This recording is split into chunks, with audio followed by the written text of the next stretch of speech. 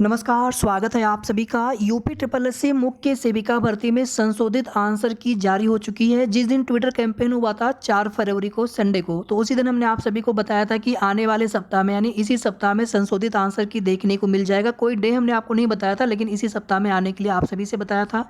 फिलहाल में संशोधित आंसर की आ चुकी है। रिजल्ट को लेकर के अभी आप सबको यहाँ पर कोई भी जानकारी नहीं दे पाएंगे। रिजल्ट कब तक आ सकता है, एक्सपेक्टेड है कि मार्च में रिजल्ट आ जाए, बट हम लोग जानते हैं कि अभी कोर्ट वाला मैटर फाइनल नहीं हुआ है, स्टे हटा नहीं है रिजल्ट डिक्लेरेशन पे, और साथ ही साथ मार्च में आचार संहिता भी लगेगी। तो आचार संहिता में डीबी के लिए रिजल्ट अगर देना होगा तो बिना चुनाव आयोग से, निर्वाचन आयोग से अनुमति लिए बिना जारी नहीं किया जा सकेगा, अनुमति लेनी पड़ेगी। और मार्च में लगभग 15 मार्च के आसपास, मिड मार्च के आसपास कभी भी आचार संहिता लग जाएगी। ये चीज़ें बहुत पहले से आप सभी को बता रहे हैं। अब यहाँ पर देखिए, ये जो है सेकंड शिफ्ट की आंसर की है, इसी तरह से फर्स्ट शिफ्ट की भी आंसर की है। दोनों शिफ्टों की आंसर की आप अपने शिफ्ट के हिसाब से मैच करा लीजिएगा। अब यहाँ पर देखिए, फर्स्ट शिफ्ट में टोटल 4 फुल मार्क्स मिले हैं और सेकंड शिफ्ट में टोटल 3 फुल मार्क्स मिले हैं।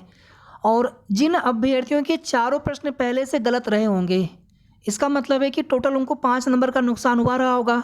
और अगर उनको चारों नंबर, अगर चारों प्रश्न अगर उनके फुल मार्क्स में अगर आ गए तो उनको सीधे सीधे 5 नंबर का फ़ायदा हो जाएगा।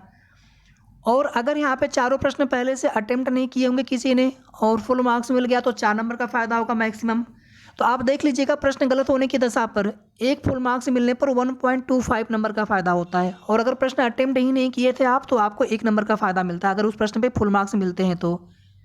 इसी तरह से सेकंड शिफ्ट में भी आप लोग मैच करा लीजिएगा। अगर किसी के तीनों प्रश्न पहले से गलत रहे होंगे और तीनों पर फुल मार्क्स मिलने का फ़ायदा अगर उनको मिला होगा तो टोटल उनको 3.75 मार्क्स के बेनिफिट होंगे।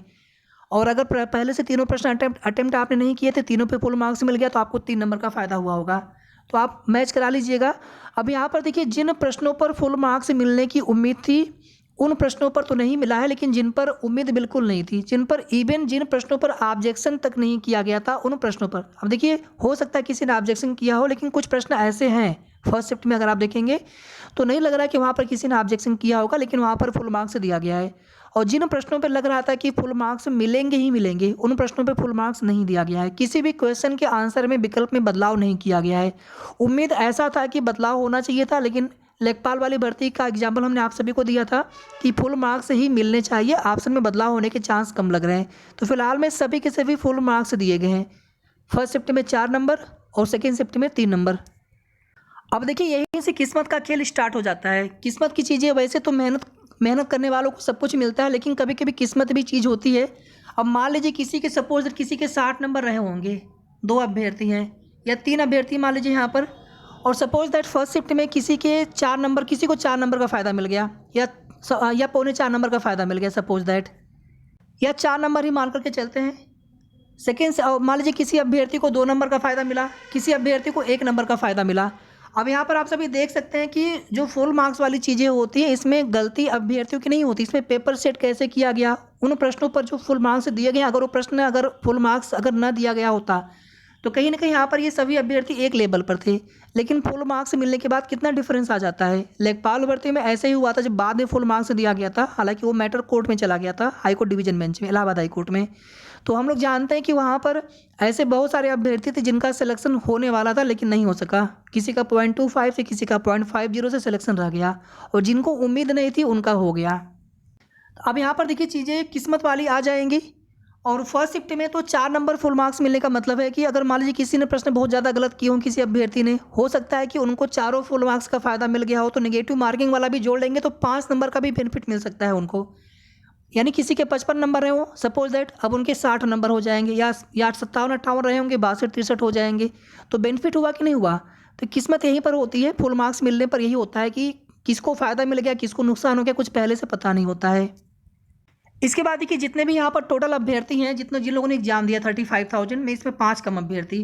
ये एग्ज़ाम एक शिफ्ट में भी करवाया जा सकता था, लेकिन यहाँ पर एग्ज़ाम 2 शिफ्टों में करवाया गया।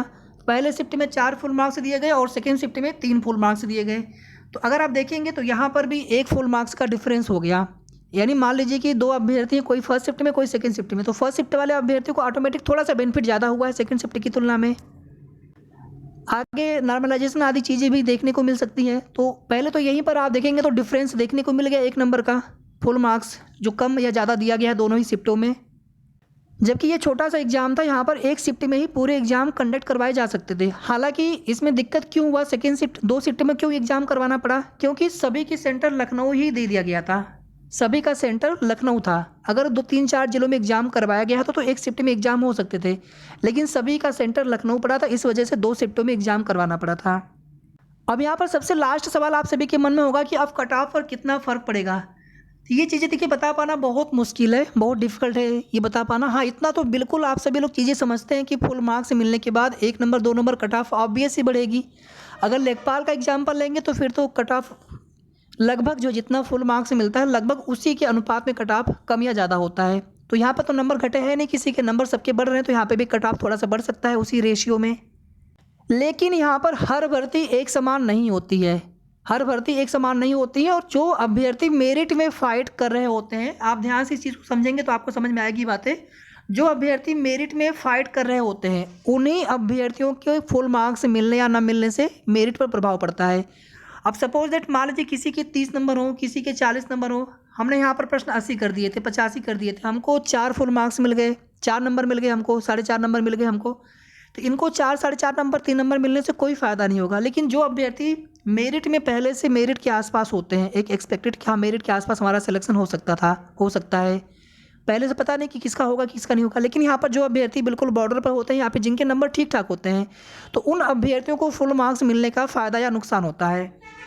तो मेरे हिसाब से यहाँ पर 1 से 2 नंबर का डिफरेंस या 1 से 2 नंबर जो है कट ऑफ बढ़ सकता है। अभी जितना एक्सपेक्टेड कट ऑफ आप लोग मान करके चल रहे थे, लेकिन यहाँ पर कट ऑफ को लेकर के कोई भी चर्चा नहीं करनी चाहिए। क्यों नहीं करनी चाहिए? क्योंकि इससे कहीं ना कहीं सिर्फ हमारा मोरल डाउन होता है, हम हताश निराश होते हैं, जबकि ऐसा कभी नहीं होना चाहिए। कंपटीशन में जितनी सीटें हैं उतनी ही अभ्यर्थियों का सिलेक्शन होना है फाइनली। तो यहाँ पर हमें किसी एक भर्ती के भरोसे ना बैठ करके किसी भर्ती की तैयारी जरूर करते रहना चाहिए। जितने दिन हम निराशा में समय अपना ख़राब करते हैं उतने दिन हम तैयारी में अपना समय लगा देंगे तो हमारा इस भर्ती से पहले किसी और भर्ती में सिलेक्शन हो जाए, क्या पता। अभी बिहार शिक्षक भर्ती का नोटिफिकेशन आ चुका है, बहुत सारे अभ्यर्थी आप में से बहुत सारे ऐसे लोग होंगे, मुझे लग रहा है कम से कम 30-40% ऐसे लोग होंगे टोटल अभ्यर्थियों में से जिन्होंने एग्जाम दिया है, जो बीएड या बीटीसी होंगे। तो प्राइमरी है, जूनियर है, टीजीटी है, पीजीटी सब में मौके हैं, DSSB में वैकेंसी आ चुकी है, पीआरटी है, टीजीटी सब में आ चुकी है। तो आप लोग तैयारी करते रहा करिए। शुरू से मैं कहता हूँ कि आप लोग तैयारी करते रहा करिए। आज की डेट में सरकारी नौकरी मिलना ही बहुत बड़ी बात है अपने आप में। सबसे पहले हमारा सिलेक्शन कहीं पर हो जाए, और अगर मुख्य सेविका भर्ती में हो गया तो फिर इससे अच्छी बात क्या हो सकती है। जब भी इसका रिजल्ट आएगा डीबी के लिए, फिर डीबी आगे होगी, फिर आगे फाइनल मेरिट लिस्ट बनेगी, देखा जाएगा, तब की बात है वो।